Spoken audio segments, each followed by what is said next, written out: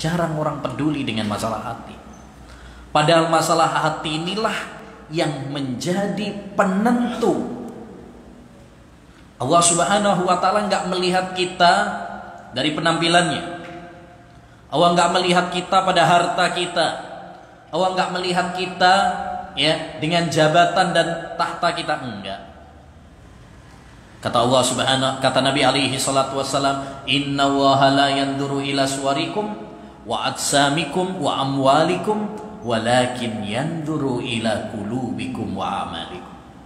Allah enggak melihat kepada tampang kalian. Ini ganteng, ini elek, ya, ini pesek, ini ireng. Bukan itu yang dilihat sama Allah SWT. Ya, ini kaya, ini kiri. Bukan itu yang dilihat sama Allah SWT. Timbangannya bukan itu, patokannya bukan itu. Tapi apa? Walakin yanduru ila qulubikum wa a'malikum. Tetapi yang dinilai oleh Allah Subhanahu wa ta'ala itu adalah hati kalian. Bersih apa enggak? Ya, bersih apa kotor? Sehat apa sakit? Hidup apa mati? Itu yang dilihat sama Allah SWT.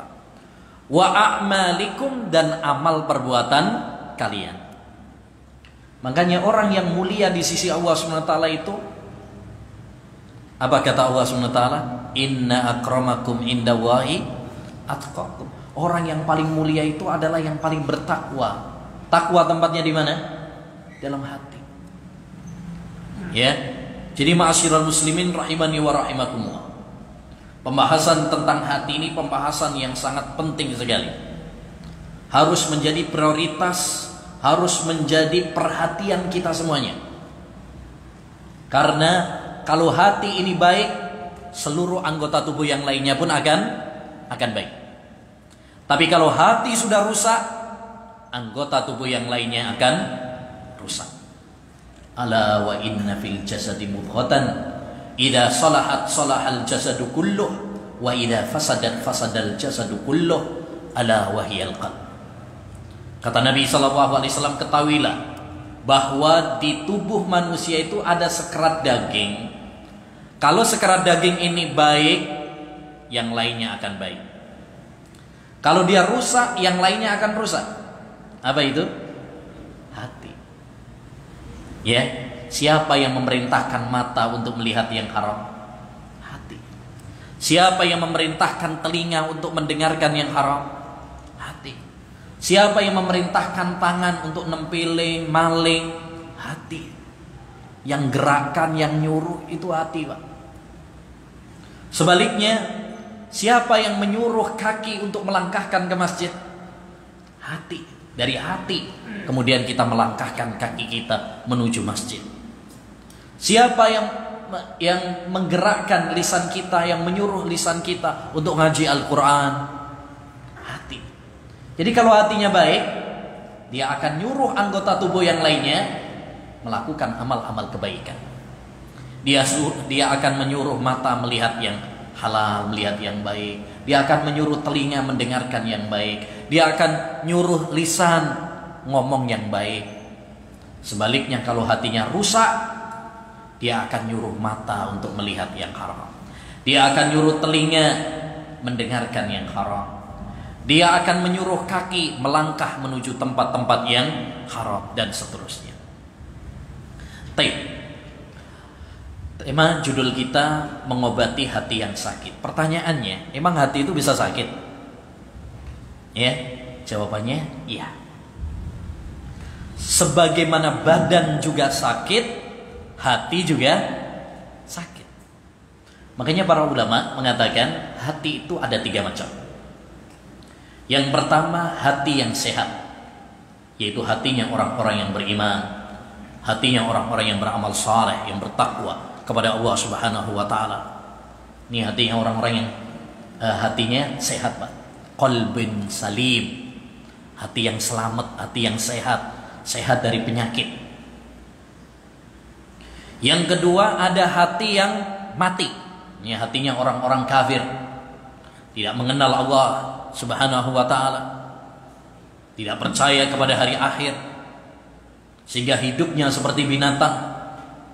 Ya, hatinya keras sekeras batu, hitam, lebih hitam daripada ya bawahnya apa itu? Ya, wajan itu, Pak.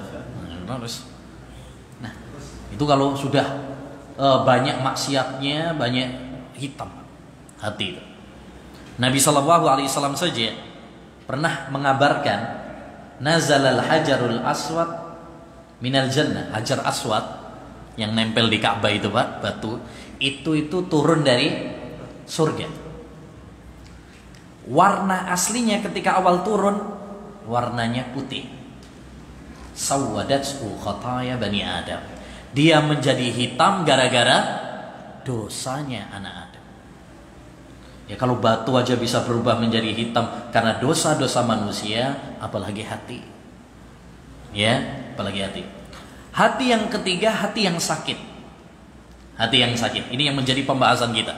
Ada hati yang sehat, ada hati yang mati, ada hati yang sakit. Apa hati yang sakit itu? Hati yang sakit yaitu hati orang Islam. Dia Islam, ada cahaya, ada kehidupan sebenarnya. Ya, cuma dia kadang-kadang kalah sama godaan setan. Dia terkalahkan oleh belenggu hawa nafsunya, sehingga terjerumus di dalam dosa. Ya, ini yang paling banyak nih dari kita, paling banyak. Ya, mau dibilang hati yang sehat, yang beriman dan beramal soleh, jarang maksiat, kayaknya kita nggak masuk, karena kita banyak dosanya. Tapi kalau dibilang hati yang mati, yaitu hatinya orang kafir, insya Allah kita juga tidak, karena kita ya ada keislaman dan keimanan pada diri kita. Tapi yang paling banyak itu adalah hati yang sakit. Ya, ada kehidupan dalam hati, tapi terkadang dia kalah dengan syahwat, kalah dengan godaan-godaan setan, sehingga seringkali terjerumus di dalam dosa dan maksiat kepada Allah SWT. Dan penyakit hati itu, ma'asyiral muslimin, macam-macam. Sama seperti badan. Ya, kalau fisik kita kan macam-macam tuh. Ada penyakit jantung, ada penyakit ya flu, batuk, ya ada penyakit apa lagi, corona, ya kan, macam-macam. Ya, demikian juga penyakit hati. Penyakit hati itu macam-macam. Ada syirik, dia bergantung kepada selain Allah Subhanahu wa taala, berdoa kepada selain Allah, menyembelih untuk selain Allah Subhanahu wa taala. Ya, ada bid'ah, yaitu melakukan perbuatan-perbuatan yang baru dalam agama. Ada maksiat, dosa, baik dosa besar maupun dosa kecil, dan itu macam-macam. Ada hasad, ya, dengki, sombong, ya, macam-macam. Jadi penyakit hati itu banyak. Penyakit hati itu banyak sekali. Dan itu semuanya ada di dalam Al-Quran, ya. Disebutkan bahwa hati itu sakit, itu ada dalam Al-Quran. Allah berfirman tentang orang-orang munafik, fi qulubihim maradun fazadahumullahu marada. Di dalam hati orang-orang munafik itu ada penyakit. Jadi hatinya sakit. Fazadahumullahu marada, Allah tambah sakit. Allah Subhanahu wa taala tambahkan penyakit mereka. Ini namanya penyakit syubhat, kerancuan dan keraguan. Ada juga di dalam Al-Quran namanya penyakit syahwat. Ya, Allah berfirman, wala tahdha'na bil qaul fayatma'al ladzi fi qalbihi marad. Wahai para wanita, jangan kalian melagu-lagukan suara kalian. Nanti khawatirnya ada kaum laki-laki yang di dalam hatinya terdapat penyakit, tergoda, terfitnah. Ya, jadi di situ ada penyakit hati, namanya penyakit syahwat, kecondongan kepada wanita. Jadi ada syubhat, penyakit itu, ada penyakit juga syahwat. Baik. Selanjutnya, ma'asyiral muslimin rahimani wa rahimakumullah. Apa tandanya kalau hati kita itu sakit? Kalau badan sakit itu kan ono tanda-tanda ya, Pak. Ya. Apa tandanya orang kena corona? Itu ada tanda-tandanya. Ya, apa Pak? Hilang penciuman gitu ya. Gak iso. Iki ambune apa gak? Nah, itu. Ya, mungkin juga badannya panas, batuk, pilek dan sebagainya. Ya. Sesak. Itu tanda-tanda. Kalau badan, sakit badan, tanda-tandanya itu jelas, enak. Sekarang banyak orang hatinya sakit tapi nggak ngerti. Ya, makanya perlu kita introspeksi diri. Kita perlu ngontrol. Jangan-jangan kita ini hatinya sakit, cuma kita ini nggak tahu. Ya, para ulama menyebutkan bahwa hati yang sakit itu memiliki beberapa tanda. Nah, kita cek pada diri kita masing-masing. Kalau ada tanda-tanda ini pada diri kita, berarti hati kita sedang sakit, cuma nggak sadar. Satu, ya, tanda hati yang sakit itu malas beribadah. Jadi kalau untuk ibadah itu malas, abot. Ya, Arab sholat itu abot, pemaning sholat subuh. Ya, kokon melek itu wangi lepol Pak. Sik enak turu. Ya. Nah, ini tandanya hatinya apa? Sakit. Karena merasa berat dengan ibadah kepada Allah SWT. Allah berfirman tentang orang-orang munafik, wa idza qamu ila sholati qamu kusala. Ya, surat An-Nisa ayat 142. Orang-orang munafik itu kalau mereka sholat malas. Makanya kita harus berlindung kepada Allah SWT dari jeleknya jiwa kita. Dan jeleknya jiwa itu satu, yaitu tergoda melakukan maksiat, dan yang kedua adalah ya malas untuk beribadah. Jadi kalau untuk yang baik-baik itu malas, abot. Kalau untuk maksiat, ya pengennya apa? Semangat melakukan. Nah, ini berarti tandanya hatinya apa? Sakit. Yang kedua, tanda hati yang sakit itu gejalanya adalah tidak tergerak dengan nasihat Al-Quran. Ya, dengar Al-Quran, dibacakan kepada kita Al-Quran, tapi ya nggak menyentuh hati kita sama sekali. Ya, dibacain Al-Quran, khotib membacakan Al-Quran, ustadz menyampaikan ayat-ayat Al-Quran, tapi nggak menggetarkan hati kita, biasa-biasa aja. Ya, maka ini tandanya hati kita sakit. Karena Al-Quran ini, ma'asyiral muslimin rahimani wa rahimakumullah, adalah peringatan bagi orang-orang yang beriman dan memberikan manfaat bagi orang-orang yang beriman. Fadzakir bil Qur'ani may yakhafu wa'id. Berikanlah peringatan dengan Al-Quran bagi mereka yang takut kepada Allah Subhanahu wa taala. Makanya orang-orang yang beriman kalau dibacakan ayat Al-Quran itu senang, Pak. Ya, bertambah iman mereka, tenang hati mereka. Tapi kalau dibacakan kepada kita Al-Quran tapi kepanasan. Nah, ada sebagian orang itu kalau dibacain Al-Quran, disetelin murattal, gak seru ya. Ya, kurang asik. Jaluknya diganti apa? Dangdutan baru. Ya. Baru iso goyang. Tapi kalau dibacakan Quran, ya, disetelin murattal koyok kepanasan. Jangan-jangan ono jine kesurupan ya. Orang yang merasa berat dengan Al-Quran, ya, tidak tersentuh dengan Al-Quran, pertanda hatinya sakit. Ya, pertanda hatinya sakit. Ini. Yang ketiga, tanda hati yang sakit adalah tidak tergerak dengan peristiwa alam, tidak tergerak dengan peristiwa kematian. Biasa aja, tonggone mati, kerabatnya mati, bapaknya mati, santai aja. Dia ikut menguburkan, dia ikut menyolati, bahkan dia ikut memandikan dan mengkafani, tapi tidak mengambil pelajaran dari peristiwa itu. Ya, padahal ma'asyiral muslimin, peristiwa kematian itu adalah peristiwa yang sangat menggetarkan.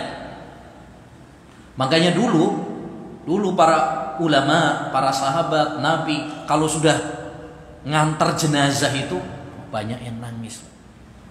Sahabat Utsman bin Affan kalau sudah ziarah kubur gitu ya, itu sampai nangis sampai jenggotnya basah. Karena mereka betul-betul sadar.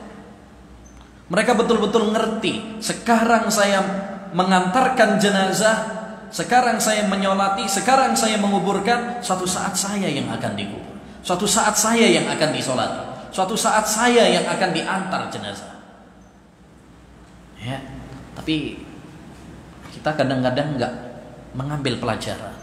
Bahkan sering kita dapati ada orang ke kuburan, ngantar ke kuburan gitu ya, malah cengengesan, cekakaan. Naudzubillah min dzalik. Ini tandanya hatinya apa? Ya, sakit, Pak. Kalau seperti itu, dia tidak mengambil peristiwa yang ada, dingin aja. Coba musibah sekarang ini yang kita alami sekarang ini, musibah pandemi yang udah 8 bulan belum selesai-selesai, harusnya ini adalah peristiwa yang sangat menggetarkan. Ya, banyak yang meninggal dunia, banyak yang di PHK, banyak yang dagangannya sepi, ya, banyak yang sakit, sekolah-sekolah diliburkan, sampai orang tuanya banyak yang pusing, ya, dan sebagainya. Ini harusnya menjadi pelajaran bagi kita. Kenapa demikian? Karena musibah yang Allah berikan kepada kita ini lain dari biasanya. Biasanya kalau dikasih gempa bumi, dikasih banjir, kita sering mengatakan, wah itu daerah sana, gini gak kena. Ya. Tapi sekarang semuanya rata kena, bahkan dunia. Tidak ada satu negara pun yang ya lolos darinya. Harusnya ini menggetarkan hati kita, ya, membangunkan kita dari kelalaian kita, dari tidur kita selama ini, ya. Tapi karena hati kita ini banyak yang sakit, hati kita ini banyak yang keras, sehingga peristiwa yang begitu menggetarkan kayaknya biasa-biasa aja, ya, kayaknya biasa aja. Tapi yang keempat, tanda hati yang sakit itu adalah lebih mengutamakan dunia daripada akhirat. Allah berfirman, bal tu'thirunal hayatad dunya wal akhiratu khairu wa abqa. Bahkan kalian ya lebih mementingkan dunia ketimbang akhirat. Ini banyak nih. Ya, banyak di antara kaum muslimin lebih mementingkan dunia ketimbang akhirat. Ya, coba kalau kerja, ya, masuk jam 7, hari subuh berangkat. Ya, belum waktunya tuh udah berangkat.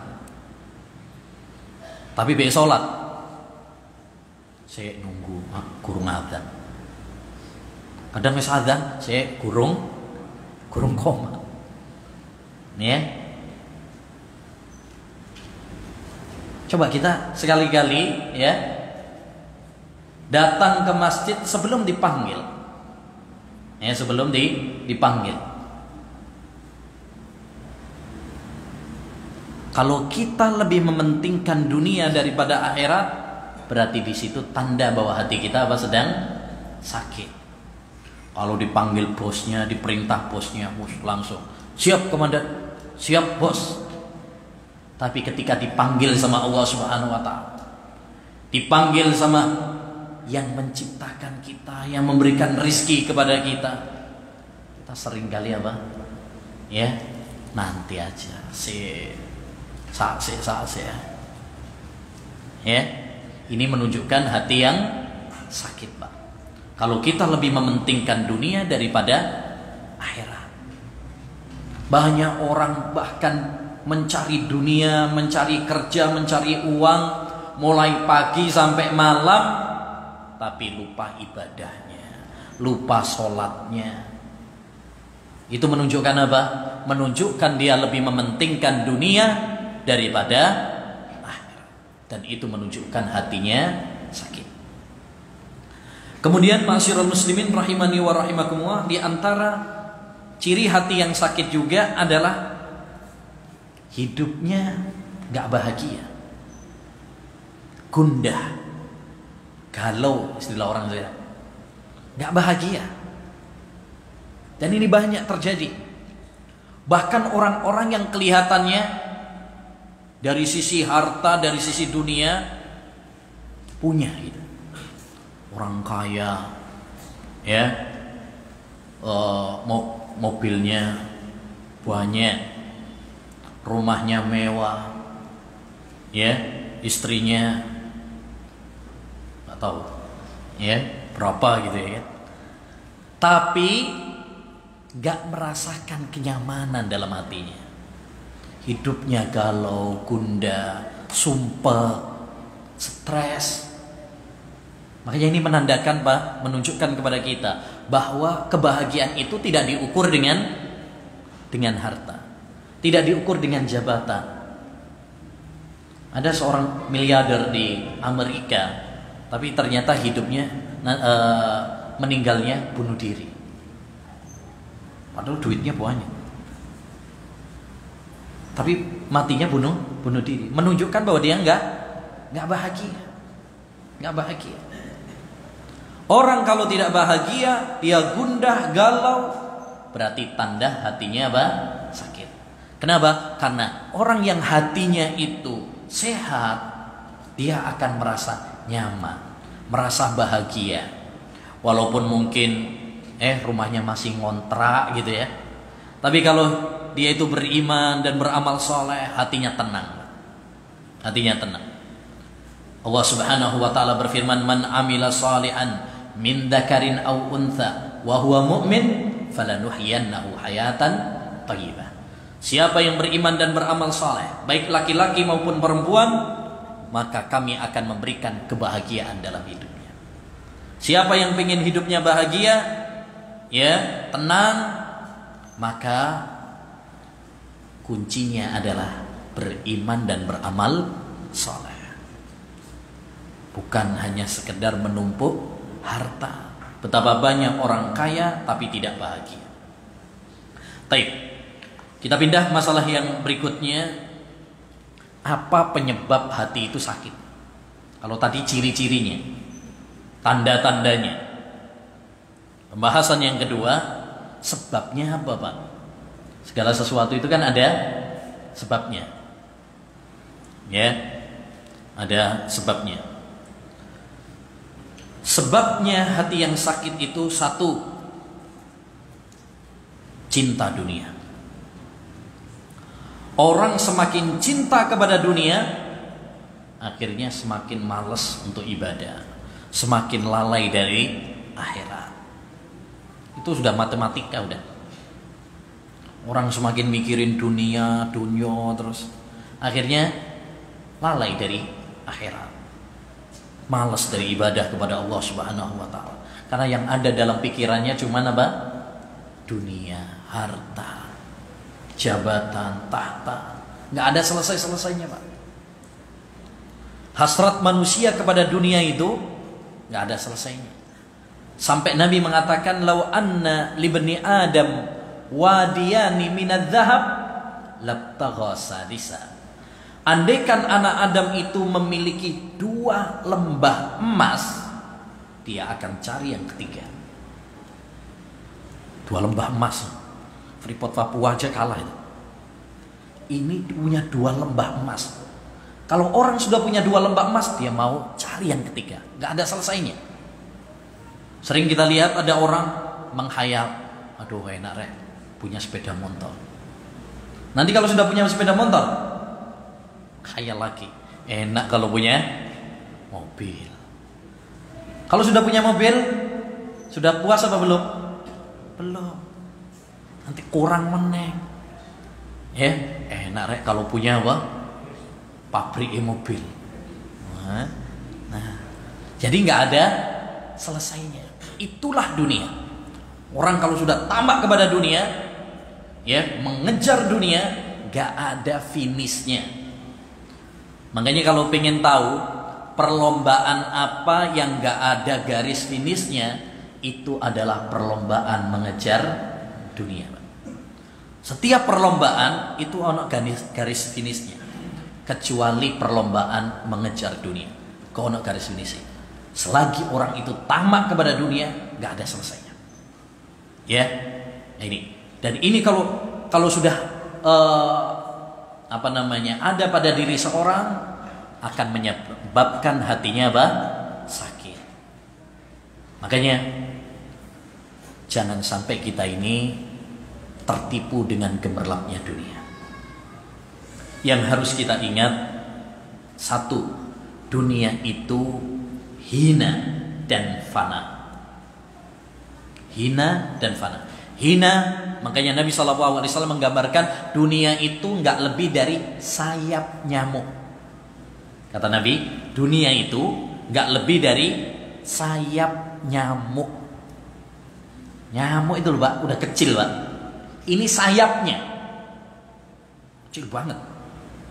Nabi SAW juga menggambarkan dunia itu seperti bangkai kambing yang cacat. Tapi ada kambing, bangkai, ya, terus cacat di sana. Begitulah hinanya dunia.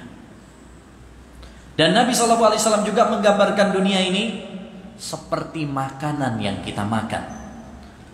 Innamat ama ibni Adam ju'ila masalan lid dunya. Apa yang dimakan oleh anak Adam itulah permisalan perumpamaan dunia.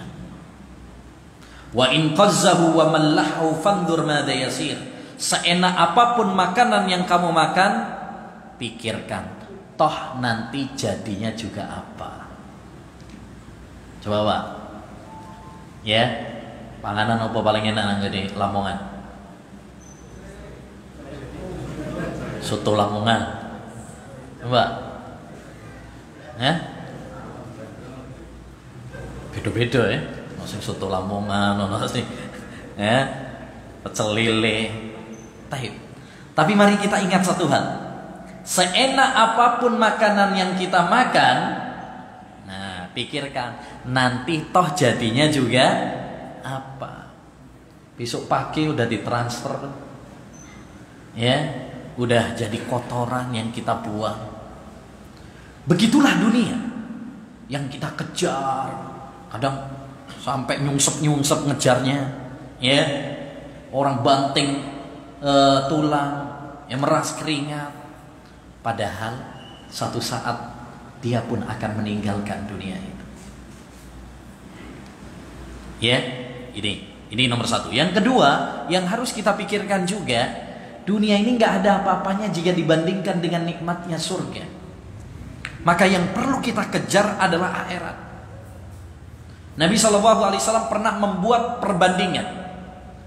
Ya, wallahi, mad dunya fil akhirah illa mislu ma yaj'alu ahadukum usbu'ahu fil yam falyandur madza yarji.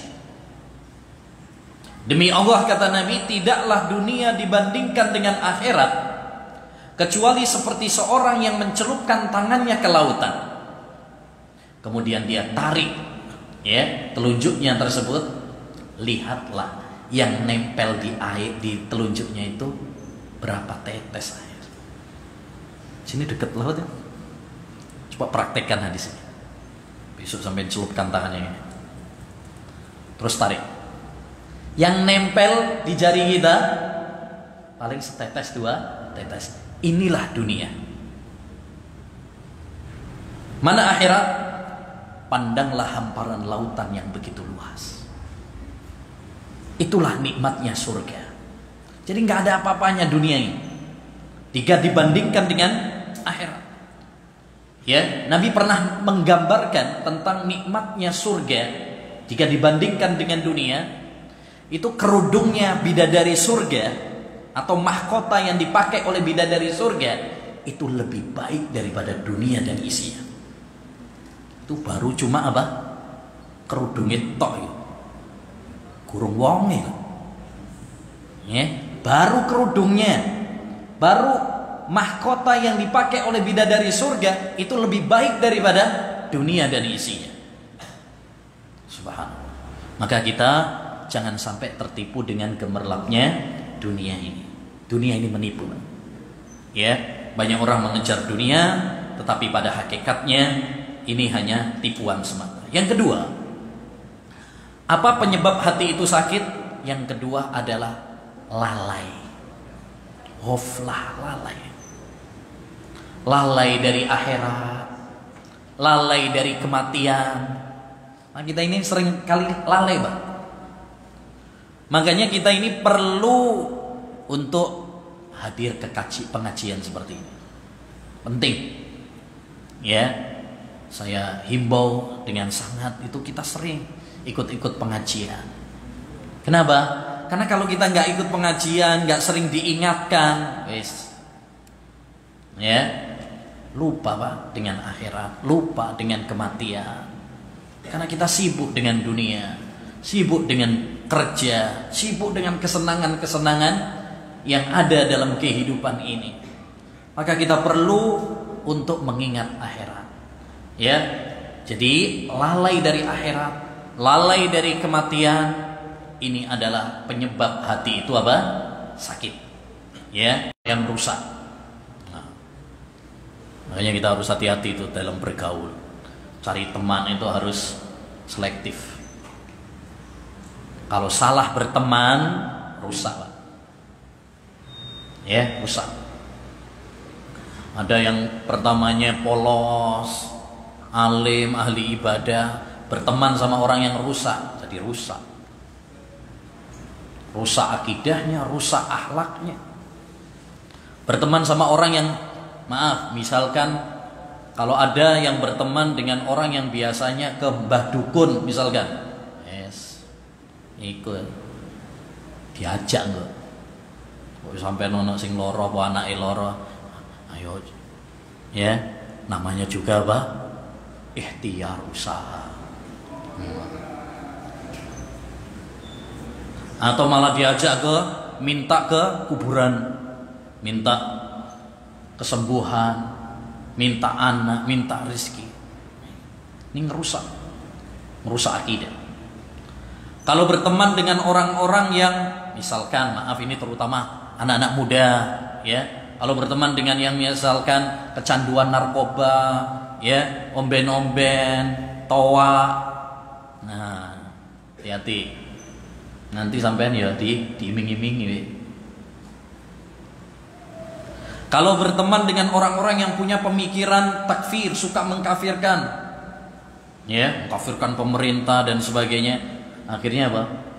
Ya, yang suka ngebom, akhirnya diajari ngerakit bom.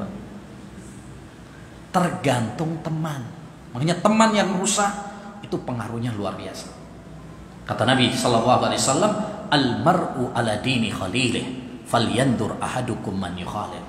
Orang itu berdasarkan agama temannya. Maka perhatikan dengan siapa Anda berteman. Ya, itu pesan Nabi sallallahu alaihi wasallam. Maka kita harus perhatian, terutama yang punya anak-anak, ya, laki-laki maupun perempuan, perhatikan teman-teman mereka. Banyak anak-anak itu rusak gara-gara salah apa? Berteman, salah pergaulan. Apalagi zaman sekarang, ya, zamannya internet, zamannya Facebook, ya, Instagram. Kadang orang tuanya nggak ngerti media sosial, anaknya lincah, dihapus tok. Ya, oh ini nonton apa ini pengajian tiba ya, nggak ngerti nonton apa. Nah ini hati-hati. Yang keempat, ma'asyiral muslimin, di antara sebab hati yang sakit itu adalah dosa. Ya, dosa. Ra'aitu dzunuba tumitul quluba wa qad yurisu dzulla idmanuha. Kata Imam Ibnu Mubarak, saya melihat dosa itu bisa membuat hati itu sakit. Ya, makanya Nabi SAW mengatakan orang itu kalau melakukan dosa maka akan dikasih titik hitam dalam hatinya. Kalau dia tobat istighfar, jernih lagi. Kalau dia dosa lagi, dikasih titik hitam lagi. Kalau terus melakukan dosa, bisa sampai apa? Hitam semuanya. Nah itu. Nah, semakin banyak kita melakukan dosa, akan semakin banyak noda-noda hitam dalam hati kita. Ya, dan dosa macam-macam banyak. Terutama dosa-dosa besar. Ya, dosa syirik, dosa membunuh, dosa berzina, dosa minum khamr, dosa meninggalkan sholat, ya, dosa mencuri, banyak dosa-dosa besar itu banyak sekali. Ini bisa mematikan apa? Hati kita, bisa membuat hati kita sakit. Kemudian penyebab yang berikutnya, masalah yang terakhir, yaitu obat hati yang sakit. Obat penawarnya apa? Kalau kita menyadari, oh hati saya kayaknya tanda-tandai sakit gitu, ya, mementingkan dunia kena, lalai dari akhirat kena, ya, malas ibadah kena. Berarti hati kita sakit. Terus gimana cara mengobatinya? Cara mengobati hati yang sakit, satu, ngaji ilmu agama. Kita ngaji ilmu agama. Ya. Sumber kerusakan itu adalah kalau kita bodoh tentang agama. Dan obat penawarnya adalah ilmu. Ya, yang dimaksud ngaji ilmu agama, ilmu Quran dan hadis Nabi Muhammad SAW. Bukan ilmu-ilmu yang mungkin di sekolah, Pak. Wah, ini selesai sekolahnya kok. Ya, bukan. Tapi yang dimaksud di sini adalah ilmu tentang agama, ilmu tentang Al-Quran dan hadis, supaya kita bisa ibadah kepada Allah dengan benar. Gimana caranya? Sholat saya benar, wudhu saya benar, puasa saya benar. Gimana caranya rumah tangga saya benar sesuai Islam? Gimana dagangan saya sesuai aturan-aturan agama Islam? Semuanya butuh kepada ilmu. Pak, Islam ini sudah ngatur semua lini kehidupan kita. Mulai dari bangun tidur sampai tidur lagi, itu semuanya udah diatur. Ya, semuanya diatur. Tinggal kita mau mempelajari apa enggak. Sahabat Abu Dzar Al-Ghifari pernah mengatakan, "Tarakana Rasulullah sallallahu alaihi wasallam wa ma ta'irun yuqallibu janahi illa wa huwa yadhkuru lana minhu ilma." Rasulullah wafat meninggalkan kami, tidak ada seekor burung pun yang mengepakkan sayapnya kecuali Rasulullah telah menjelaskan ilmunya kepada kami. Ya, orang masalah buang hajat, ya, masalah saja itu dibahas dalam agama Islam. Apalagi masalah-masalah yang lain. Masalah sholat, masalah politik, masalah sosial, masalah ekonomi, ya, masalah rumah tangga, pernikahan, perceraian, masalah dagang, semuanya lengkap, komplit dibahas di dalam agama Islam. Cuma kita ini yang kadang apa? Malas untuk belajar ilmu agama. Kalau seandainya kita mempelajari ilmu agama, waktu kita nggak cukup. Bahkan seandainya mulai dari kecil bayi sampai mati kita belajar ilmu agama, itu belum selesai belajar ilmu agama itu. Masih banyak yang belum kita ketahui. Ya, makanya wajib bagi kita ini untuk semangat ngaji ilmu agama. Ngaji ilmu agama itu lebih penting daripada makan dan minum. Kata para ulama, Hajatun nasi ilal ilm asyaddu min hajatihim ila ta'ami wasyarab. Kebutuhan manusia kepada ilmu agama itu lebih penting daripada kepada makan dan minum. Ketimbang makan dan minum. Karena kalau makan dan minum 3 kali sehari cukup. Ya, betul Pak? 3 kali cukup apa enggak? Cukup. Pemenang sing diet. Ya. Tapi kebutuhan kita kepada ilmu enggak cukup 3 kali dalam sehari. Kenapa? Karena semua aktivitas kita itu butuh ilmu. Mau makan butuh ilmu. Cara makan yang benar bagaimana? Pakai tangan kanan, bismillah dulu. Itu diatur dalam. Mau tidur, mau buang hajat diatur, mau sholat diatur, ya. Jadi subhanallah. Makanya kita wajib belajar ilmu agama. Talabul ilmi faridatun ala kulli muslim. Ngaji ilmu agama itu adalah kewajiban. Wajib Pak, enggak sunnah, wajib bagi setiap muslim. Apapun pangkat kita, berapapun duit kita, apapun jabatan kita, kita wajib ngaji ilmu agama. Ya, sampai kapan belajar ilmu agama? Sampai mati. Karena kita ibadah kepada Allah itu sampai mati. Wa'bud rabbak hatta ya'tiyakal yakin. Beribadahlah kepada Rabbmu sampai mati. Dan ibadah harus dibangun di atas ilmu. Karena kalau ibadah nggak pakai ilmu, akhirnya ngawur. Kalau ngawur malah nggak diterima. Sampai kalau ngerjain ujian atau jawab pertanyaan nggak pakai ilmu, akeh bener ya Pak, akeh salah. Akeh salah kalau nggak punya ilmu, ya pakai perasaan A B C, koyo enakan A gitu. Ya. Banyak salahnya apa banyak benernya? Banyak salahnya. Kalau jawabnya nggak pakai ilmu. Begitu juga dalam beribadah. Kalau kita dalam beribadah ini nggak pakai ilmu, akhirnya banyak salahnya. Yang kedua, ya, cara mengobati hati yang sakit adalah dengan mengingat kematian.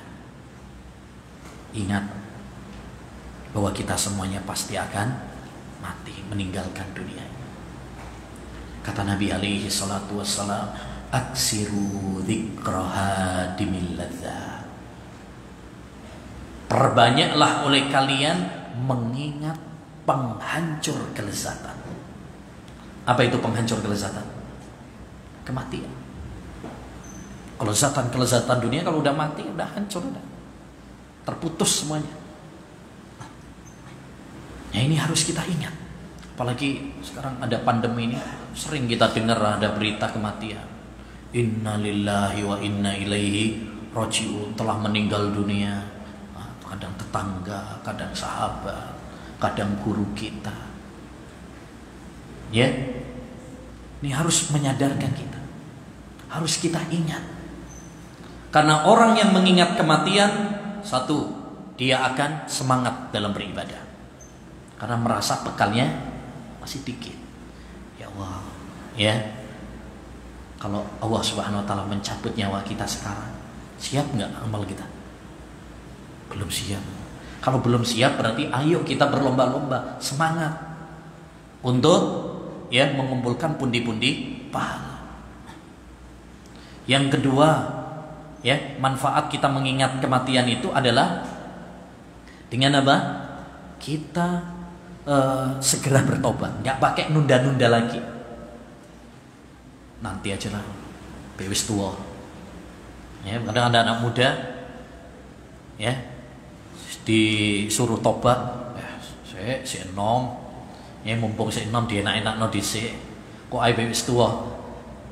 Siapa yang jamin bahwa kita nanti hidupnya sampai tua? Di kuburan nggak ada tulisannya khusus yang apa? Yang sudah tua, nggak ada. Kadang ada anak muda meninggal, ada yang balita bayi meninggal. Karena kematian itu nggak ada yang tahu, itu rahasia Allah Subhanahu wa taala. Ya, ada. Ada sebagian anak muda kadang begitu, kecil dimanja, muda foya-foya, ya, tua kaya raya, mati masuk surga. Enak, surga ini sapa? Nah, jadi ini penting kita mengingat apa? Kematian. Caranya mengingat kematian gimana, Ustaz? Ya, gimana caranya mengingat kematian itu? Po ditulisi nak kamare mati, apa ya? Ya. Cara mengingat kematian itu satu seperti ini. Kita hadir dalam pengajian-pengajian. Kita diingatkan bahwa kita semuanya akan mati. Ini penting, Pak. Makanya kalau cari pengajian juga yang selektif juga, karena ada kadang pengajian di sini politik toh, gak nambah iman, gak nambah ibadah. Ya. Ada kadang cuma lawak toh, gak nambah iman, gak nambah ilmu. Kita harus cari yang pengajian-pengajian yang bisa menambah iman kita, melembutkan hati kita. Yang kedua, ziarah kubur. Ziarah kubur itu disyariatkan, Pak. Kata Nabi SAW, kuntu nahaitukum an ziyaratil kubur fazuruha fa innaha tudzakirukumul akhirah. Dulu saya pernah melarang kalian ziarah kubur. Sekarang silahkan kalian ziarah kubur. Karena dengan ziarah kubur itu bisa mengingatkan akhirat, bisa mengingatkan kematian. Tapi ingat tadi, ziarah kubur yang bagaimana? Ziarah kubur yang betul-betul syar'i. Yang tujuan kita adalah mengingat kematian, bukan ziarah kubur nek cengengesan, ziarah kubur nang kono malah dolenan habit tok, ya. Ziarah kubur cuma untuk tabur bunga, ya. Bukan seperti itu ziarah kubur. Ziarah kubur tujuan utamanya adalah mengingat kematian. Sekarang saya mengantarkan jenazah, suatu saat saya yang bakalan diantar. Sekarang saya menguburkan, suatu saat saya yang bakalan dikubur. Ya, sekarang saya membawa gotong jenazah, suatu saat sayalah yang akan dikubur. Sekarang saya menyolati, suatu saat saya yang bakalan disolati. Demikian. Makanya dulu para ulama itu kalau ziarah kubur, masya Allah, nangis, sedih, ya. Nah. Kemudian yang ketiga, kita sering baca Al-Quran. Karena di dalam Al-Quran itu sering berbicara tentang akhirat, berbicara tentang surga, berbicara tentang neraka. Itu bisa mengingatkan kita kepada apa? Kepada kematian, kepada akhirat. Kemudian yang ketiga, ya, cara mengobati hati yang sakit adalah dengan memperbanyak zikir dan memperbanyak istighfar kepada Allah Subhanahu wa taala. Ya, memperbanyak zikir agar hati ini tenang, agar hati ini yang sakit terobati. Ya, banyak zikir, banyak baca Al-Quran. Allah berfirman, ala bidzikrillahi tatmainnul qulub. Ketahuilah dengan zikir kepada Allah hati ini dengan tenang. Orang yang baca Al-Quran tenang hatinya. Orang yang zikir, subhanallah, alhamdulillah, la ilaha illallah, yang bersolawat kepada Nabi SAW, tenang hatinya. Ya, berbeda dengan orang yang jauh dari Allah, nggak pernah mengingat akhirat, nggak pernah mengingat Allah SWT, nggak pernah berzikir, nggak pernah ngaji Al-Quran. Akhirnya hidupnya apa? Galau gundah. Nah, kita ini kurang, Pak, baca Qurannya. Akean moco WA timbangan moco Quran.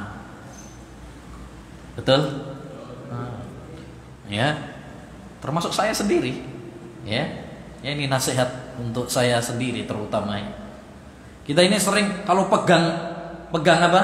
HP, masya Allah, berjam-jam kuat, Pak. 1 jam, 2 jam kuat. Ya, tapi suruh baca Al-Quran 5 menit itu pegel linu kabeh. Ya. Makanya dulu pernah ada seorang ulama pernah ditanya, kenapa ulama-ulama dulu bisa khatam ya pas bulan Ramadan itu baca Al-Quran itu bisa khatam 30 juz. Kadang 1 minggu ada yang khatam, ada yang 3 hari khatam. Hatam 30 juz loh. Ada yang 2 hari hatam, ada yang 1 hari hatam 30 juz. Bukan juz 30 lah. Ya, 30 juz. Beda. Juz 30 sama 30 juz itu beda. Kalau juz 30 juz amat lah. Ya. Ini 30 juz hatam, Pak. Kita boro-boro Ramadan kadang hatam sekali saja sudah merasa hebat sudah. Masya Allah hatam rek. Ini syukuran nih. Dulu ulama itu sampai ada yang 2 hari hatam, 1 hari hatam 30 juz. Jadi ini ditanyakan, aneh gitu ya. Sama ulama sekarang ditanyakan, kok bisa ulama-ulama dulu seperti itu? Jawabannya apa? Karena mereka menjadikan Al-Quran, ya, mencintai Al-Quran seperti kalian mencintai HP kalian. Kita kan kuat berjam-jam itu dolenan HP, ya. Mari nonton WA, pindah meneh, ya, Google, YouTube, Instagram, Facebook, Twitter, Telegram, kak mari-mari ya. Nah, sekarang zamannya semuanya media sosial, Pak. Ya, TV lagi malah sepi, Pak. Sekarang semuanya HP, terutama anak-anak. Ya, apalagi sekarang semuanya serba online. Mungkin nggak kena corona tapi virus HP kena. Iya kan? Nge-game sekarang anak-anak. Pemain dikasih wifi gratis. Nah, ya, gak turu-turu sampai subuh kuat. Ya, akhirnya sekarang permasalahan orang tua itu, mesti bang anak ngelayap nanti dia kayak HP. Padahal di sini dia rusak. Di sini hatinya sakit rusak karena sebab apa? HP. Baik. Kemudian ma'asyiral muslimin yang terakhir, ya, yang terakhir adalah beramal soleh. Ya, kalau kita ingin hati kita sembuh, waras, maka perbanyak amal soleh, perbanyak sholat, perbanyak puasa, baik yang wajib maupun yang sunnah. Sedekah, berbakti kepada orang tua, akhlak yang baik, ya, kepada orang. Ini akan menjadikan hati kita hidup, hati kita sehat, hati kita bahagia, ya, dan kelak kita akan bahagia di surga. Nabi SAW pernah ditanya tentang amalan apa wahai Rasulullah yang paling banyak memasukkan ke surga. Jawabannya 2. Taqwa wa husnul khuluq. Takwa kepada Allah, melaksanakan perintah-perintahnya dan menjauhi larangannya. Yang kedua adalah wa husnul khuluq, akhlak yang baik kepada manusia baik. Enggak pernah menyakiti mereka. Kalau ketemu senyum, nyapa, salam, jabat tangan. Insyaallah. Itu kalau kita terapkan hablum minallah wa hablum minan nas, kita akan bahagia di dunia dan kita akan bahagia kelak di akhirat sana. Ini Pak, 2 kunci masuk surga. Takwa dan akhlak yang mulia. Baik. Yang paling terakhir, tadi terakhir, ini paling terakhir adalah doa. Ya, doa. Kalau kita ingin hati kita sembuh, ya, hati kita bersih, hati kita jernih, selamat dari penyakit-penyakit, maka perbanyak doa.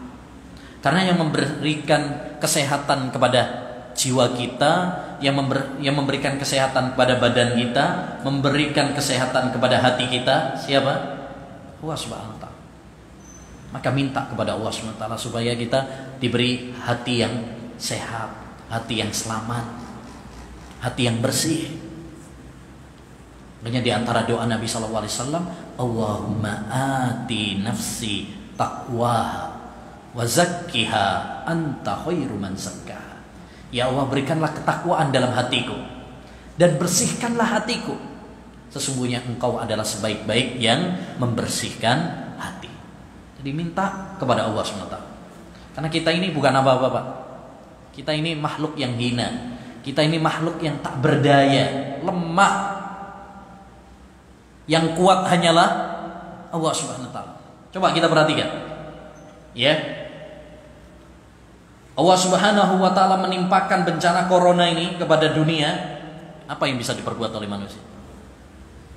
Mana yang bisa menghilangkan corona sekarang? Bahkan dunia pusing 7 keliling.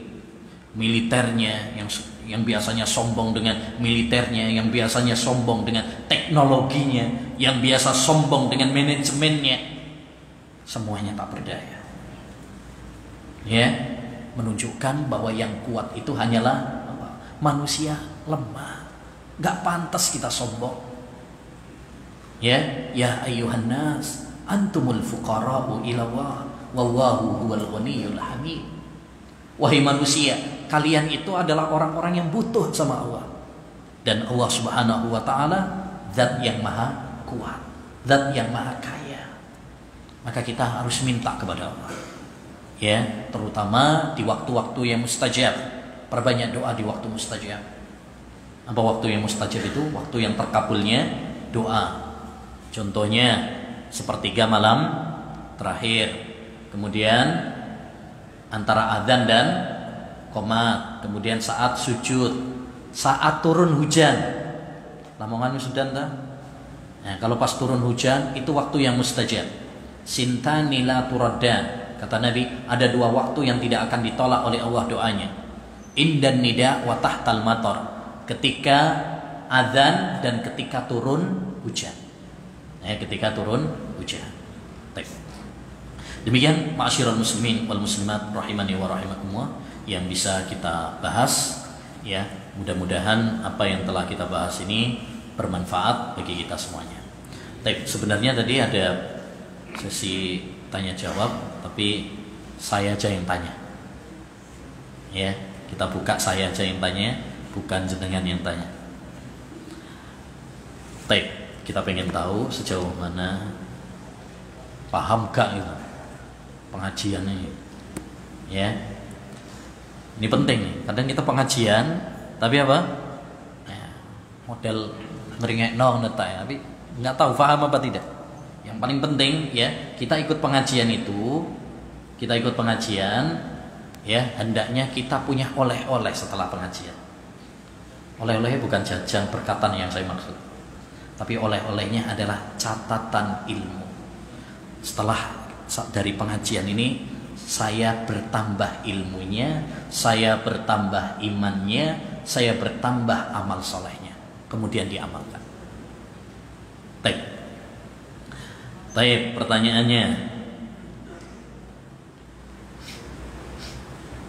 Tadi saya sampaikan macam-macam hati. Ada berapa? Ayo, angkat tangan dulu. Pak. Hati apa? Hati yang sakit, hati yang mati. Terus? Sehat, masya Allah. Jazakallahu khair. Ya. Baik, pertanyaan yang kedua, tanda-tanda hati yang sakit. Ya, waktu mau ini dada ya.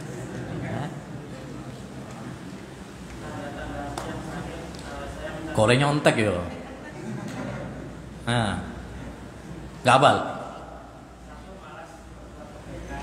Ya. Baik, apa tadi yang pertama? Tandanya apa? Malas beribadah, ya, berat kalau beribadah. Yang kedua, tidak senang, ya, dengar Al-Quran, ya. Terus, ya, tidak mementingkan dunia daripada akhirat. Sudah. Hidupnya tidak bahagia, gundah gitu ya, galau. Sampai galau nggak? Kalau nggak galau sini. Nah, pertanyaan yang berikutnya. Boleh, monggo dipilih, nggak apa-apa.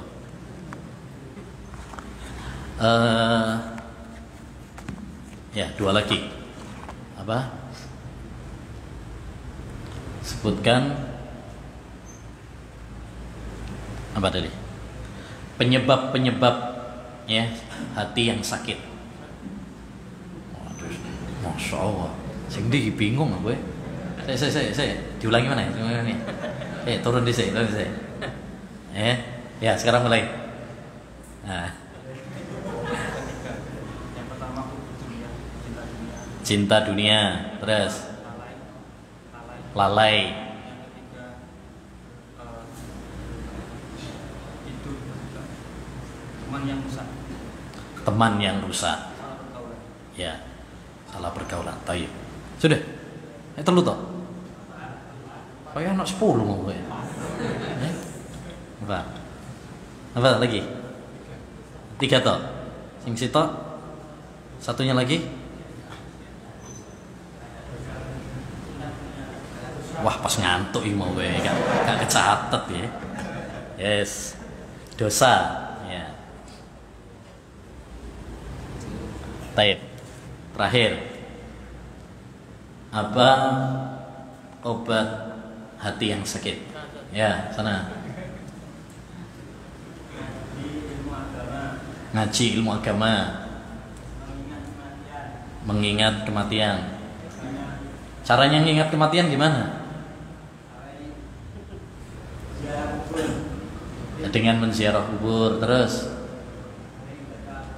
sering baca Al-Quran, terus ikut pengajian-pengajian, ya. Banyak berzikir, beramal soleh, dan berdoa. Masya Allah. Barakallahu fiik. Baik, demikian pas jam 9 yang bisa kita bahas. Ya, mudah-mudahan mudah-mudahan apa yang telah kita pelajari ini bisa dipahami dengan baik dan kita bisa mengamalkannya. Ya, kita bisa mengamalkannya. Karena hakikat ilmu itu adalah diamalkan. Ya, kalau kita punya ilmu, ya, tapi nggak menambah iman, nggak diamalkan, percuma. Ya, percuma. Itu yang bisa kita bahas. Akhirnya kita berdoa kepada Allah Subhanahu Wa Taala. Semoga Allah mengampuni kita semuanya dan semoga Allah Subhanahu Wa Taala menambahkan ilmu yang bermanfaat bagi kita semuanya. Allahumma inna nas'aluka ilman nafi'ah wa rizqan thayyibah wa amalan mutaqabbala. Rabbana zalamna anfusana wa illam taghfir lana wa tarhamna lanakunanna minal khasirin. Rabbana hab lana min azwajina wa dhurriyyatina qurrata a'yun waj'alna lil muttaqina imama. Allahumma inna na'udzu bika minal barasi wal jununi wal judami wa min sayyi'il asqam. Allahumma inna na'udzu bika minal barasi wal jununi wal judam wa min sayyi'il asqam. Allahumma jannibna munkaratil akhlaqi wal a'mal wal ahwa'i wal adwa. Allahumma jannibna munkaratil akhlaqi wal a'mal wal ahwa'i wal adwa. Wa sallallahu wa sallama ala nabiyyina Muhammad wa ala alihi wa sahbihi ajma'in. Subhanakallahumma wa bihamdika asyhadu an la ilaha illa anta astaghfiruka wa atubu ilaik. Assalamualaikum warahmatullahi wabarakatuh.